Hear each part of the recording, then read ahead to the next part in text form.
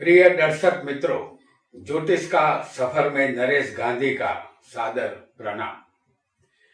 ये हमारा 269वां एपिसोड है, जिसका नाम है ज्योतिष के सटीक और अतल सूत्र। हमारे प्राचीन ऋषि मुनियों ने ज्योतिष के साथ साथ कुछ ऐसे सूत्रों को भी बनाया था जो आज के युग में किसी भी कुंडली में लागू करने पर बिल्कुल सही पाए जाते हैं, जिसे अतल सूत्र ही कहना होगा। यदि हमें उन सूत्रों की जानकारी हो तो कुंडली में सत्य तक पहुंचना हमारे लिए आसान हो जाता है।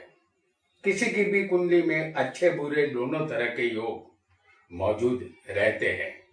इंफॉर्मेशन और टेक्नोलॉजी के आज के इस युग में सदियों पुराना ज्योतिष शास्त्र यही कहता है कि कोई भी भविष्यवाणी देश और काल को ध्यान में रखकर ही करनी चाहिए।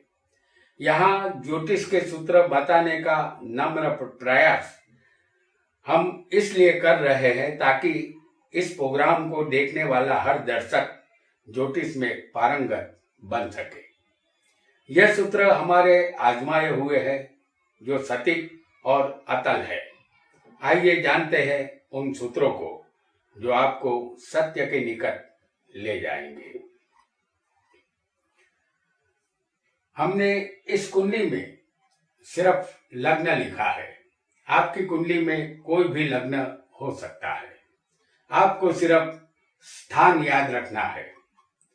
आपका कोई भी लग्न हो सकता है। आपकी कुंडली में शुक्र 5वें या 11वें स्थान में अकेला बैठा होना चाहिए। जैसे 5वां स्थान ये है और 5वें स्थान में शुक्र या 11वें स्थान में शुक्र, दो में से किसी एक स्थान में शुक्र अकेला बैठा होना चाहिए। उसके साथ कोई भी पाप ग्रह नहीं होना चाहिए और न ही कोई पापी ग्रह की दृष्टि शुक्र पर होनी चाहिए। तो जातक का जीवन मंथर गति से चलने वाली बैलगाड़ी के समान होता है। जातक कितनी भी मेहनत करे वह सफल नहीं होता। उसे उतना ही मिलता है जिससे उसका काम चल जाए। 5वें शुक्र ठीक है, लेकिन 11वें शुक्र ठीक नहीं है, क्योंकि इस स्थान का अकेला शुक्र अपनी दशा में तूफान खड़ा कर देता है। इस स्थान का अकेला शुक्र जीवन को तहस नहस कर देता है, चाहे आपका लग्न कोई भी हो। अब जानेंगे एक और योग को। आपका कोई भी लग्न हो, 3रे, 6ठे, 10वें और 12वें शनि अगर होगा तो सुख और खुशी ये शनि नहीं देता। 3रे स्थान में अगर शनि हो, जिसे हमने दिखाया है, और 6ठे स्थान में भी किसी को शनि हो सकता है, और यही शनि अगर किसी को 10वें स्थान में बैठा हो या 12वें स्थान में भी किसी को शनि हो सकता है, तो 3रे, 6ठे, 10वें या 12वें शनि सुख और खुशी नहीं देता। 3रे स्थान का शनि जातक के पराक्रम की गति धीमी कर देता है। जातक का छोटा या बड़ा भाई नहीं होता। 6ठे शनि जातक की तबीयत नरम गरम रखता है और शत्रु का सामना करवाता है। 10वें शनि कर्म फल दाता होने से जातक को अच्छे कर्म ही करने पड़ेंगे।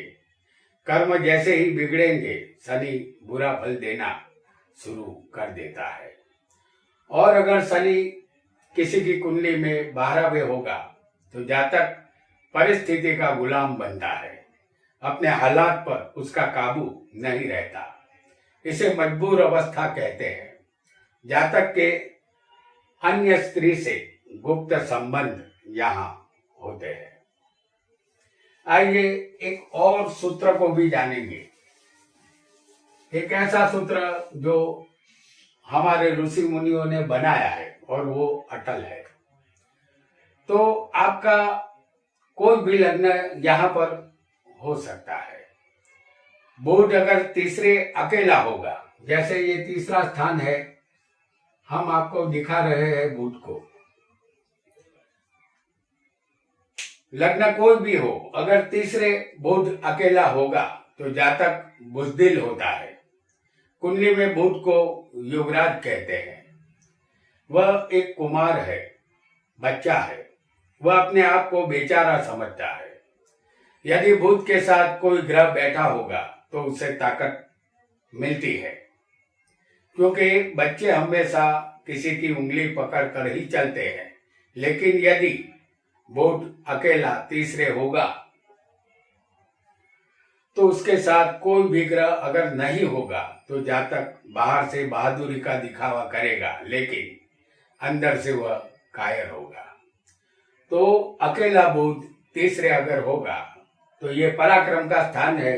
जातक यहाँ कायरता दिखाता है। आइए एक और सूत्र को भी जान लेते हैं। आपका कोई भी लग्न यहाँ हो सकता है।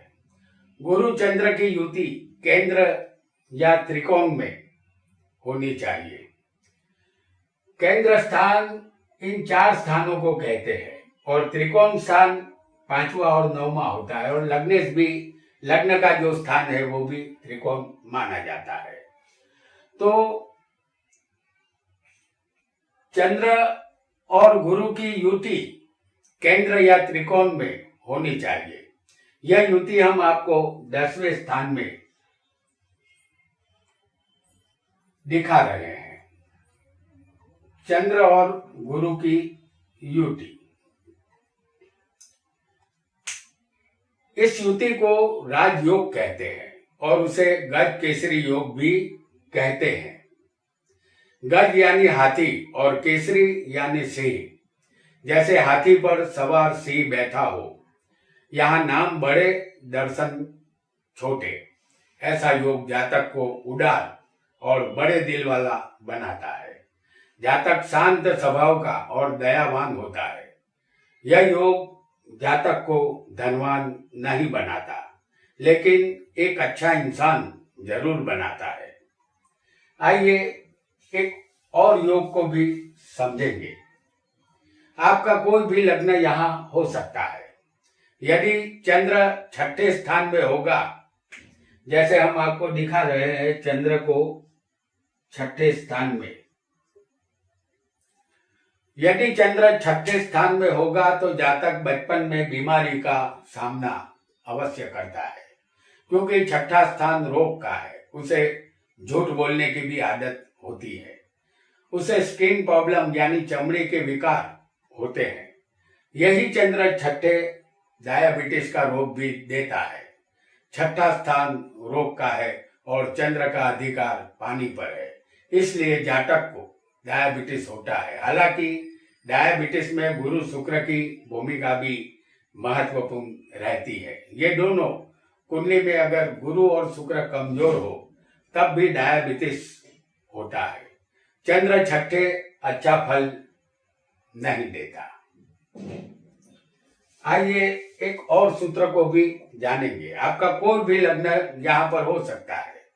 यदि लग्न से या चंद्र से 6ठे, 7वें या 8वें बुध शुक्र गुरु होंगे तो इसे अधियोग कहते हैं। जैसे हम आपको लग्न में चंद्र दिखा रहे हैं, तो चंद्र से 6ठे, 7वें या 8वें बुध शुक्र और गुरु होंगे। जैसे 6ठे स्थान में होगा बुध, 7वें होगा शुक्र और 8वें होगा गुरु। तो चंद्र से या लग्न से, लग्न में ही चंद्र है तो लग्न से गिनने पर भी बुध शुक्र गुरु आएंगे और चंद्र से गिनने पर भी बुध शुक्र और गुरु। छठे सातवें आएंगे। तो बुध शुक्र और गुरु किसी को चंद्र से या लग्न से होंगे तो इसे अधियोग कहते हैं। जैसे इस कुंडली में लग्न में चंद्र है, छठे बुध है, सातवें शुक्र है और आठवें गुरु है, इसे लग्न से लग्नादि योग और चंद्र से चंद्रादि योग कहते हैं। ऐसा योग राजयोग माना जाता है। जातक यहाँ धनवान बनता है, उसे सुख ऐश्वर्य मिलता है, सुख की कमी नहीं रहती, पत्नी और संतान का सुख भी उसे मिलता है, वह कीर्ति और प्रसिद्धि का हकदार बनता है। आइए यहाँ एक और योग को भी हम समझेंगे।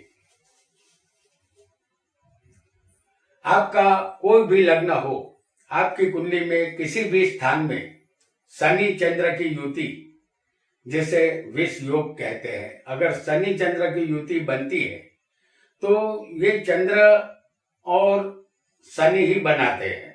शनि दुख का कारक है और जातक मानसिक तौर पर यहाँ पर परेशान रहता है।